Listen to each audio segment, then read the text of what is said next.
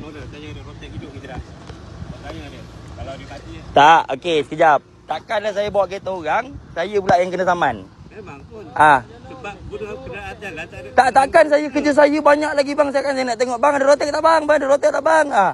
Ya orang hantar pergi bengkel lain lah, leceh lah. Betul. Abang mau bikin logik bang. Abang Alan. Abang kalau tak ni, mahkamah je. Ada makin. Cakap mahkamah je? Mahkamah nak tahu ke saya pomen ke tak? Abang cakap. Abang fikir logik abang yang buat. Abang yang buat saman tu. Abang yang buat saman tu bagi saya. Saya cek rotek mati. Bukan kereta saya. Bukan kereta saya pomen. Yang bawa kan? Betul. Owner datang suruh saya betulkan. Takkan saya tak cek. Takkan saya nak kena balik bang. Balik bang. Tak ada rotek. Apa fikir? Mahkamah lah. Taklah kau tu macam tak boleh nak mikir. Sama-sama orang Melayu pun. Carilah betul-betul yang ada taman, yang ada rotan.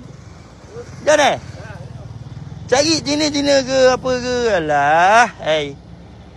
Cakap lah.